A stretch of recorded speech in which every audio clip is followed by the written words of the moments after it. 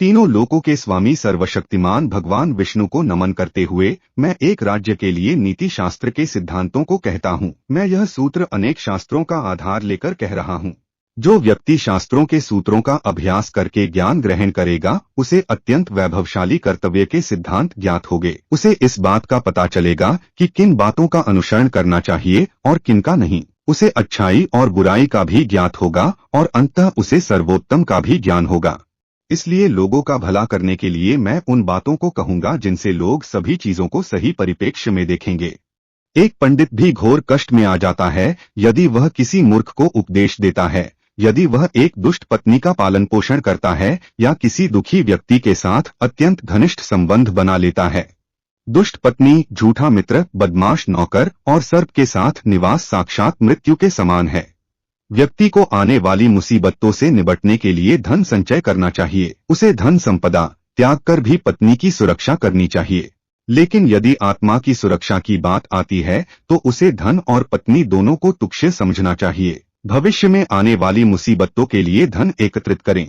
ऐसा न सोचें कि धनवान व्यक्ति को मुसीबत कैसी। जब धन साथ छोड़ता है तो संगठित धन भी तेजी से घटने लगता है। उस देश में निवास न करें जहां आपकी कोई इज्जत नहीं हो, जहां आप रोजगार नहीं कमा सकते, जहां आपका कोई मित्र नहीं और जहां आप कोई ज्ञान अर्जित नहीं कर सकते।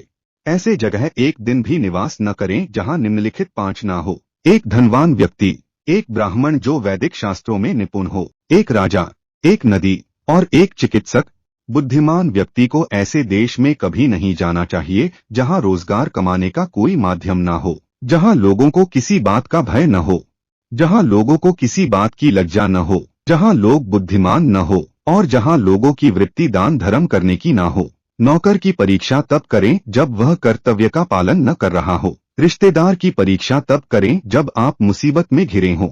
मित्र की परीक्षा विपरीत परिस्थितियों में करें और जब आपका वक्त अच्छा न चल रहा हो तब पत्नी की परीक्षा करें। अच्छा मित्र वही है जो हमें निम्नलिखित परिस्थितियों में नहीं त्यागे। आवश्यकता पड़ने पर, किसी दुर्घटना पड़ने पर, जब अकाल पड़ा हो, जब युद्ध चल रहा हो, जब हमें राजा के दरबार में जाना पड़े और जब हमें शमशान घाट जाना पड़े। जो व्यक्ति किसी नाशवंत चीज के लिए कभी नाश नहीं होने वाली चीज को छोड़ देता है तो उसके हाथ से अविनाशी वस्तु तो चली ही जाती है और इसमें कोई संदेह नहीं कि नाशवान को भी वह खो देता है। एक बुद्धिमान व्यक्ति को किसी इज्जतदार घर की अविवाहित कन्या से किसी वयंग होने के बावजूद भी विवाह करना चाहिए।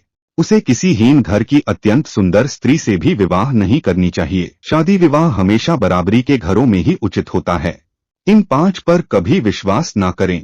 नदियां, जिन व्यक्तियों के पास अस्त्र शस्त्र हों, नाखून और सींग वाले पशु, औरतें, राजघरानों के लोगों पर अगर हो सके तो विष में से भी अमृत निकाल लें। यदि सोना गंदगी में भी पड़ा हो तो उसे उठाए, धोएं और अपनाएं। निचले कुल में जन्म लेने वाले से भी सर्वोत्तम ज्ञान ग्रहण करें। उसी तरह यदि कोई बदनाम घर की कन्या भी महान गुणों से संपन्न है और आपको कोई सीख देती है तो ग्रहण करे। महिलाओं में पुरुषों की अपेक्षा भूख 2 गुना, लज्जा 4 गुना, साहस 6 गुना और काम 8 गुना होती है। अगर वीडियो अच्छी लगे तो लाइक, शेयर और सब्सक्राइब जरूर करें।